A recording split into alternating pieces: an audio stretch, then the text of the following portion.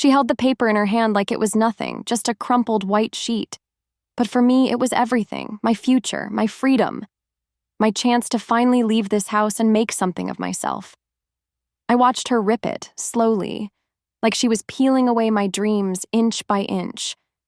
My scholarship, $20,000 worth of hope, shredded into pieces right in front of me.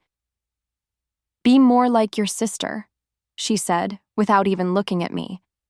"At least she has potential. You'll be back here in a month, begging for help." I couldn't speak. My lips trembled, but no words came out. I had worked for that scholarship, stayed up late for years, studied until my eyes burned, skipped parties, gave up weekends, all for this one thing, and she destroyed it in 10 seconds. Before I dive in, I'd love to know where you're watching from. Hit that subscribe button and give this video a like. It really helps more people hear stories like this. I stood there, frozen, as she tossed the shredded pieces into the trash like they were scraps from a takeout menu. My dad just stood behind her, arms folded, not saying a word. That hurt even more. He didn't stop her. He didn't defend me. He just watched. She walked away humming, like she'd just completed a chore. I heard her voice from the hallway. "We only have room for one successful daughter in this house." That night, I packed everything I had into one small suitcase. My clothes, my notebooks, my journal, a photo of my mom, my real mom, the only person who ever believed in me. I didn't say goodbye. I didn't cry. I just walked out, one silent footstep at a time. I didn't have a plan, just a bus ticket and the raw, burning need to prove her wrong. It started 3 years ago, when my dad remarried after Mom passed. He met Julia, my stepmom, through a community business project. She was charming, rich, and had one daughter from a previous marriage, Erica. Erica was 2 years older than me, always dressed in the latest fashion, always praised for being so put together. But I knew the truth. Erica was manipulative. She lied to get what she wanted, but no one seemed to care. Not Dad, not Julia. All they saw was her smile. When Julia moved in, everything changed. My room was suddenly Erica's temporary guest room, and I was moved into the attic. My food portions got smaller. My chores got longer. I started feeling like I was a stranger in my own house, and every time I tried to speak up, Julia would just pat my shoulder and say, "Sweetie, not everything is about you." I got my first job at 16 just to save for college. I worked evenings and weekends at the library, organizing books, helping students, cleaning up messes left by careless readers. It wasn't glamorous, but it paid. I saved every penny I could. I still remember how my hands shook when I opened the scholarship email. "Congratulations, you've been awarded $20,000 for academic excellence." I screamed. I laughed. I cried. It was my golden ticket out, but I made one mistake. I told them too early. I showed the email to Dad first. His eyes widened, and for a second, I thought he was proud. But then he said, "That's great, honey. Let's show Julia." Julia skimmed the email, then set her wine glass down. "Oh, this is for the state college?" she asked, almost mockingly. "I thought you were aiming higher." I nodded. "Yes, but I can transfer later. This gets me started without debt." She said nothing. 2 days later, she went through my drawer, found the printed scholarship letter, and did what I never expected. She destroyed it. And my dad? He said I overreacted. I left that night with only $200 in my bank account and a borrowed blanket from a friend. I crashed on couches, took odd jobs, delivered food, cleaned houses, all while still applying for any college that would take me without the original document. I managed to scrape my way into a community college. I worked in the evenings, studied during the day, and slowly built back what Julia tried to take away. And Erica? She stayed home, flaunted her outfits on social media, bragged about luxury spas and expensive brunches Julia paid for. But here's where everything started to flip. I didn't know it at the time, But Erica wasn't as clever as she thought. The lavish lifestyle she was living, it was slowly tearing through Julia's savings. Behind the scenes, Erica had taken out loans using Julia's credentials. Small ones at first, online purchases, credit card extensions, then bigger ones, luxury items, weekend getaways, even fake investments. She made Julia co-sign unknowingly for multiple short-term loans. While I was struggling to afford instant noodles, they were busy pretending everything was perfect until it wasn't. One night, 2.5 years after I left, I got a message from Julia. "I know you hate me, but I need to talk. Please." I ignored it. Then she called the next morning. She was crying, breathless, desperate. "Please," she said.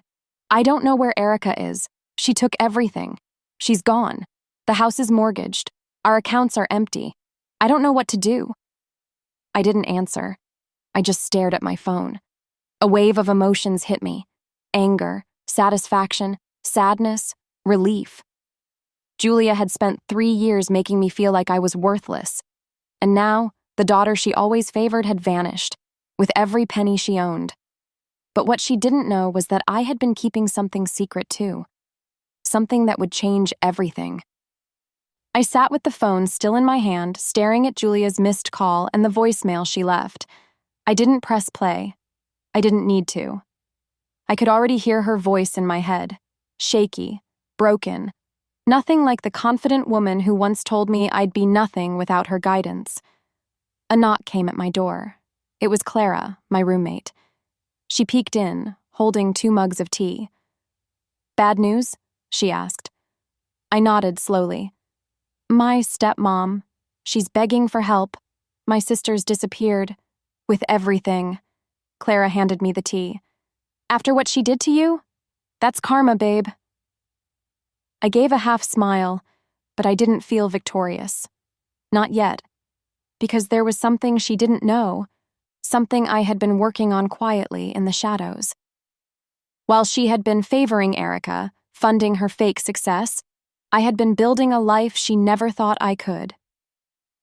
The moment I left that house 3 years ago, I promised myself one thing. I would never beg to be loved again. Not by Julia, not by my father, not by anyone. But to understand how we got here, how Erica vanished, how Julia's empire fell, we have to rewind. Back to the night I left. I had nowhere to go, so I slept on a bench at the bus terminal. It was cold. I used my backpack as a pillow and hugged my coat tight. The next morning, I applied for a cleaning job at a cafe. The manager, a kind woman named Mrs. Patel, hired me on the spot. I started sweeping floors, mopping bathrooms, scrubbing dishes, and she paid me in cash. Every dollar I earned, I saved.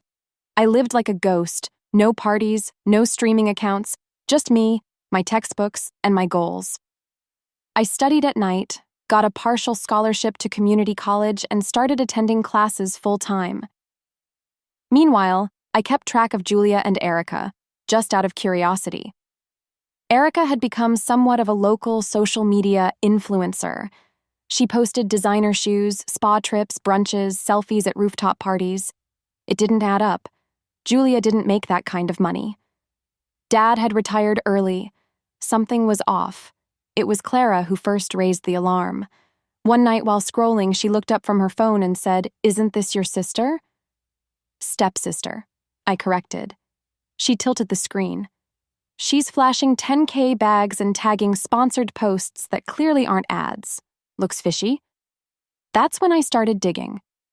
Every night after homework, I would track Erica's digital trail, credit records, business licenses. I knew enough from working at the cafe's accounts to spot fake invoices. Slowly, I uncovered the pattern. Erica had been using Julia's identity to access lines of credit. Julia co-signed unknowingly on several purchases. Some even linked back to businesses that didn't exist. Then, one day, I found the bombshell. A property title, Julia's name as guarantor, but Erica as buyer. She'd bought a luxury apartment. How? It didn't make sense. I sent an anonymous tip to a financial fraud investigator I'd met during a workshop. I didn't want Erica or Julia to trace it back to me. I just wanted them to be held accountable. Weeks passed. Then the collapse began. Julia's business started downsizing. The boutique she ran went from 6 staff to 2. She sold one of her cars. Erica's posts got less flashy, then stopped altogether. That's when Julia called. But what she didn't know was that I had received another email that week. From a top-tier university. A full scholarship. This time, undeniable. Academic and personal essay-based. They had seen my journey in a national contest I had entered 6 months earlier and awarded me an Overcomer grant. The irony? My essay was titled, "How Losing a Scholarship Gave Me My Life Back." I didn't name names, but I told the truth. A stepmother who didn't believe in me. A father who stayed silent. A sister who was always one step ahead, but never earned it. Now I had everything I needed. A real future. A university welcome letter. My own apartment. And a support network I built myself. So when Julia's second voicemail came in, her voice barely holding together, I sat in silence and finally pressed play. "Hi, it's Julia. I know you don't want to hear from me, but I'm desperate. Erica took out loans in my name. I just found out the boutique's mortgage was doubled because she used it as collateral. The police said she left the country. I don't know what to do. Please. I don't have anyone else." I played it again. And again. Something strange settled in my chest. Not pity, not sympathy. It was closure. I thought of my mom, what she would say. Don't let their darkness take your light. So I called her, not to forgive her, but to end this on my terms. She picked up on the first ring. "Hello?" "Julia," I said calmly. "I heard your message." "Oh, thank God. Please." "I'm not calling to help you," I said. "I'm calling to say, now you know how it feels." She went silent. "I spent 3 years rebuilding what you tore apart," I continued. "I earned everything on my own. No one handed it to me. Not like you did for Erica." "You don't understand," she whispered. "She lied to me too. She didn't tear up your future in front of your face." More silence. "Goodbye, Julia." "Wait, please, wait. What can I do?" "There's nothing left to do," I said. "I already took back my life." Then I hung up. But the story wasn't over yet, because 2 days later I got an email from an anonymous sender. It read, "You should know the truth about your sister. She's not just hiding, she's coming back for more." And just like that, everything changed again. The email stayed on my screen like it was daring me to open it again. "You should know the truth about your sister. She's not just hiding, she's coming back for more." No name, no subject line. Just that message and one attachment, a photo. It was blurry but unmistakable. Erica, standing beside a man I didn't recognize, at what looked like a hotel in Dubai. She was dressed in luxury again. Prada sunglasses, gold bangles, and a smirk on her face like nothing had ever gone wrong. I stared at the image, heart pounding. Erica hadn't vanished. She hadn't even tried to hide properly. She was just regrouping. While Julia was begging for help, Erica was sipping cocktails in a penthouse suite. And if the message was right, she was planning something worse. I hit reply. "Who are you?" But the email bounced back. The address no longer existed. I didn't know what scared me more, the fact that Erica was alive and thriving, or the fact that someone was watching her closely enough to send that to me. That night, I couldn't sleep. My brain kept spinning, wondering what more meant. Another scam? A return to Julia's house to finish the job? A move on my dad's accounts, or something to do with me? I hadn't spoken to my father since the night I left. Not once. I didn't block him, but I didn't reach out either. He made his choice when he stayed silent while Julia tore my scholarship to shreds. I couldn't forgive that. But now, I was afraid. Afraid that Erica was still dangerous, and that she might come back not just to steal, but to destroy anything that reminded her of who she used to be. I needed answers. The next day, I went to the library and did what I'd become good at: digging. I searched through news archives, financial databases, anything I could access as a student. Erica hadn't used her real name in months, but one image search led me to an alias: Erin Lane. There she was, modeling for small luxury brands overseas, listed as a strategic investor in fake tech startups. But every page was hollow. No real business filings, no employee records, no legitimate office addresses. She had built a house of cards, and she was building it fast. I called the financial fraud investigator again, the same woman who took my anonymous tip 2 years ago. Her name was Marcia. Sharp, no nonsense, and thankfully, someone who remembered me. "Did you ever follow up on Erica Jennings?" I asked. Pause. "Who is this?" "My name is Kelsey Thomas. I sent you a report 2 years ago about identity theft and fraudulent accounts tied to Julia Jennings." "Ah," she said slowly.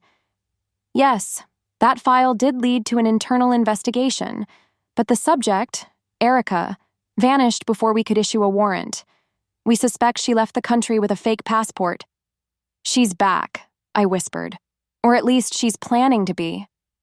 There was silence on the line. Then Marcia said, "Can you prove it?" I forwarded the photo. Her reply came in less than 5 minutes. "That's enough to reopen the file. If you hear anything else, anything, you call me directly." I thanked her and hung up.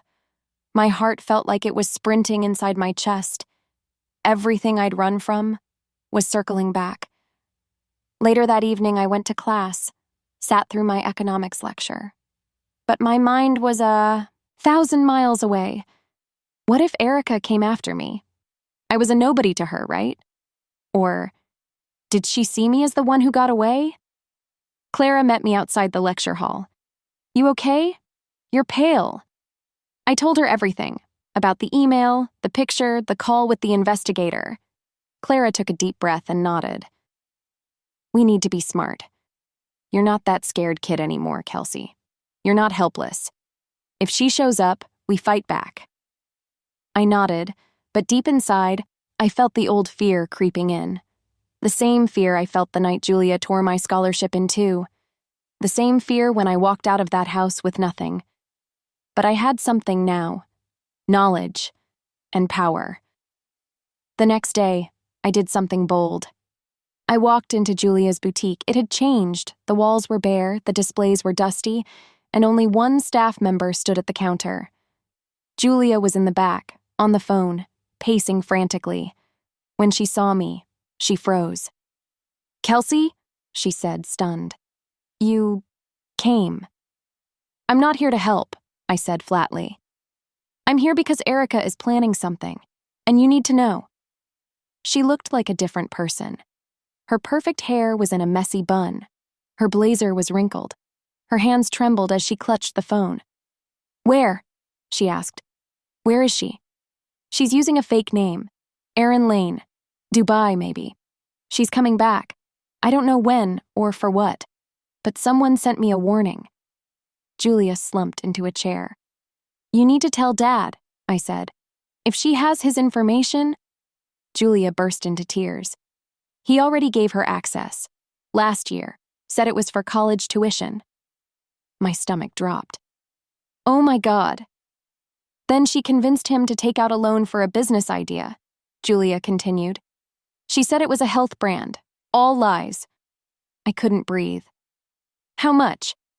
"Almost 100,000, Julia whispered. "His retirement money is gone." I stumbled backward, suddenly dizzy. My dad had nothing left. Clara's voice echoed in my head. "You're not that scared kid anymore. If she shows up, we fight back." I looked Julia in the eye. "We have to stop her." "But how?" she asked. "We have no money, no lawyer, no power." I pulled out my phone. I know someone who does. But just as I was about to dial Marcia again, My screen lit up with a new text from an unknown number. "Nice move, little sister, but I'm always 10 steps ahead. See you soon." The message hit me like ice water to the face. "Nice move, little sister, but I'm always 10 steps ahead. See you soon." My fingers went cold. The phone nearly slipped from my hand. Julia saw my expression and stood up slowly. "What is it?" she asked, wiping her eyes. I held out the screen. She read it, and her face drained of color. No, she can't know we talked. I've been careful." "She knows," I said quietly. "She's watching." Clara's warning echoed again in my head. You're not helpless anymore. But standing in the middle of that dusty boutique with Julia shaking in front of me, I didn't feel strong. I felt hunted. I stepped outside and immediately called Marcia. "This is urgent," I said when she answered. "I just got a message. From her. From Erica." "Did she threaten you?" "Not directly, but she knows I've been digging. She knows I'm coming after her." Marcia's voice was calm but firm. "Do not respond. Do not engage. I'll send someone to you. We're ready to move if she enters the country again, but we need more proof of intent. If she reaches out again, screenshot everything. Understood?" I nodded, then remembered she couldn't see me. "Yes." I hung up, heart thudding. Julia stepped outside, hugging herself. "What if she comes here? I can't face her." "She won't come to the boutique," I said, though I wasn't sure. "She's playing games. She wants us scared." "She knows I'm broke," Julia whispered. "What more could she want?" I looked her dead in the eye. Control. Erica never cared about money alone. It was the power, the thrill of being the one in charge. She had been raised with compliments and attention while I was shoved into the attic. She believed the world owed her everything, and now her empire was cracking, and she blamed us for it. I took a deep breath. "We need to get ahead of her." "By doing what?" Julia snapped. "You think I have a secret army in my purse?" "No," I said calmly. "But I do have leverage." Julia frowned. "I never cashed that first scholarship," I said. "The original one. The one you tore up. I reported it stolen before I left. The college reissued it months later, and the funds were placed on hold in a reserve account because I didn't enroll in time." Julia blinked. "What are you saying?" "I'm saying it's still out there. And now that I've transferred to the university that gave me the Overcomer grant, the two scholarships can be legally merged for research work." She tilted her head. "You want to pay someone?" "No," I said. "I want to fund someone. A digital forensic expert. Someone who can track her faster than the police. Someone off the record." "You're serious?" Julia breathed. "You want to go after her yourself?" "I want to finish what you started," I replied. "You thought tearing up my future would end me, but it made me smarter."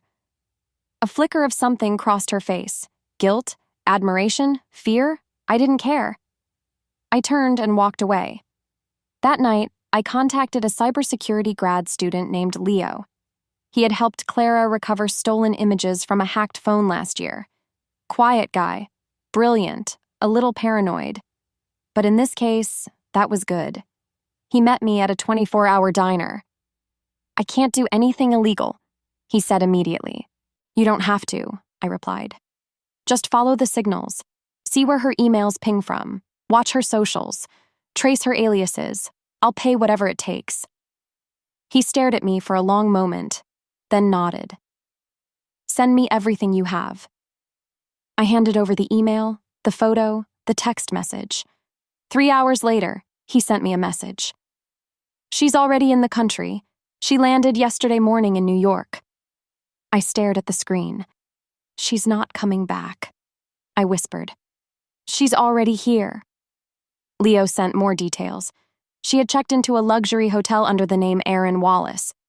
Fake ID, fake business meeting, same tricks. But then he sent something else. "Check this out." It was a security cam still from the hotel lobby. There she was, Erica, bold as ever, with my father. They were walking side by side, smiling, laughing. My entire body went cold. He didn't look like a victim. He looked proud. I called Julia immediately. "Where is Dad?" I asked. She hesitated. "He's been staying with a friend. He said he needed time away from everything." "Is that what he told you?"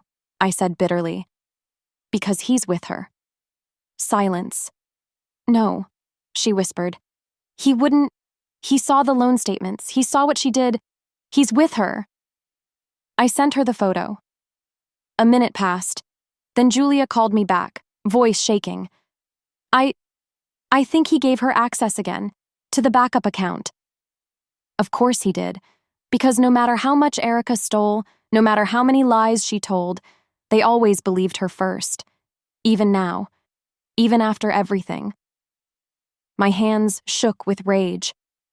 She's going to drain him again, and when she's done, she'll leave him worse off than before.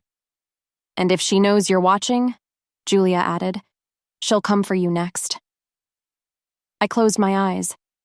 Erica wasn't just back. She was rebuilding, with my own father's help.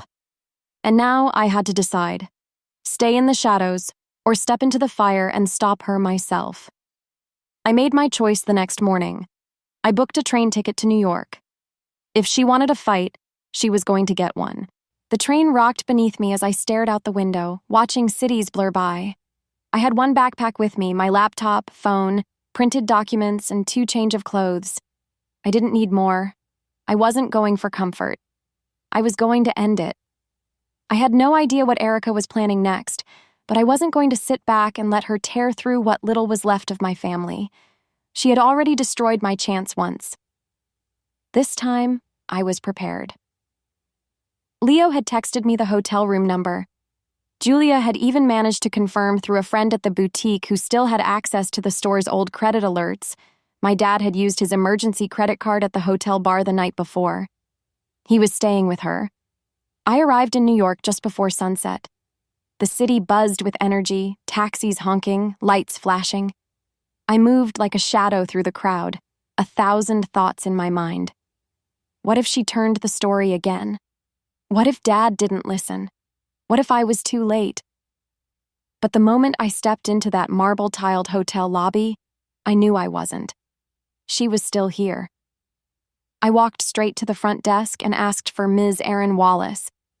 The woman behind the counter looked up. "She's expecting someone, room 2107. Of course she was. I rode the elevator in silence.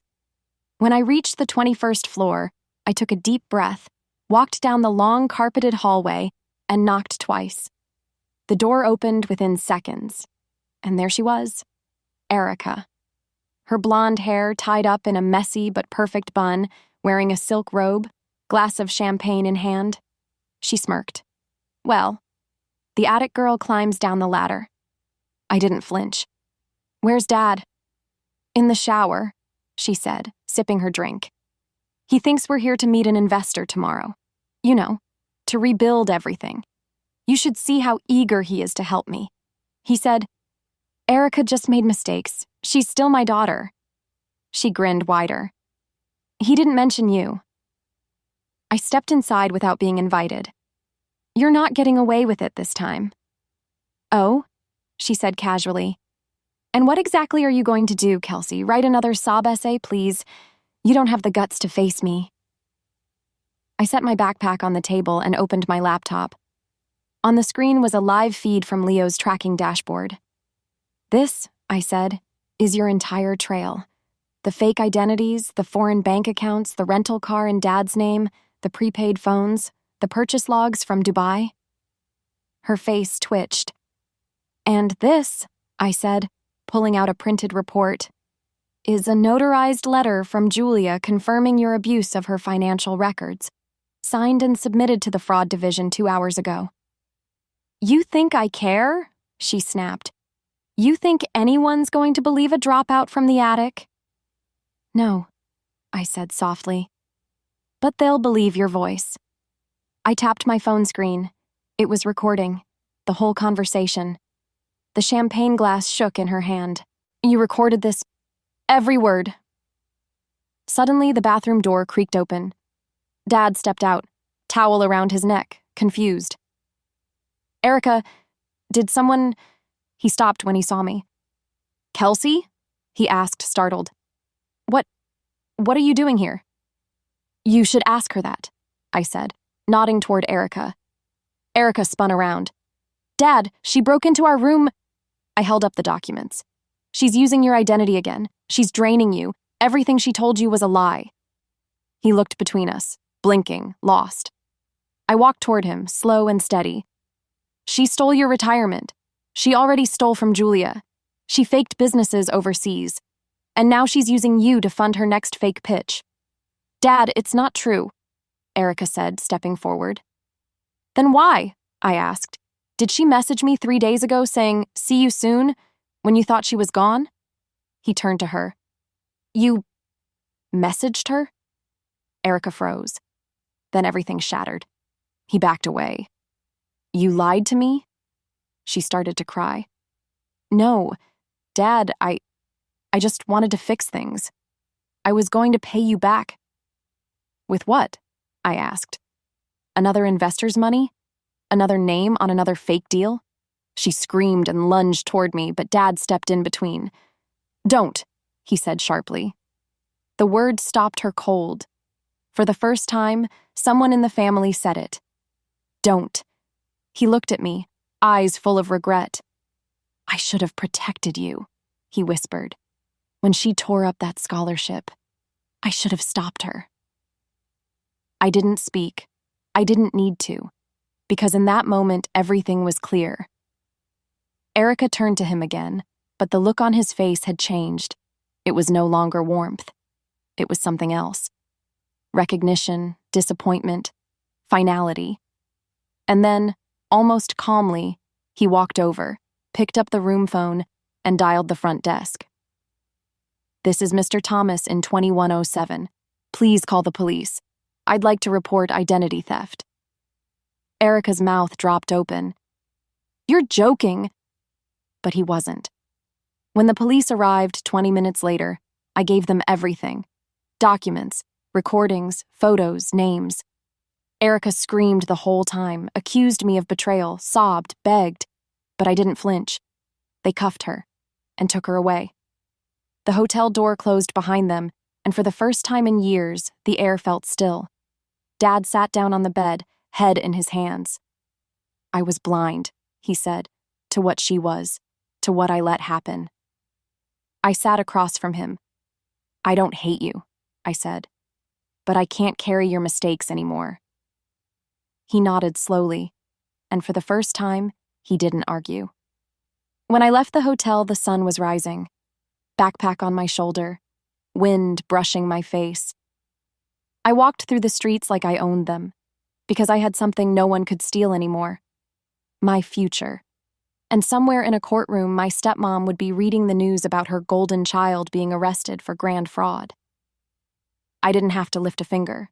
She regretted everything. Because the girl she dismissed, the one she shoved into the attic, was the same girl who pulled the entire house down.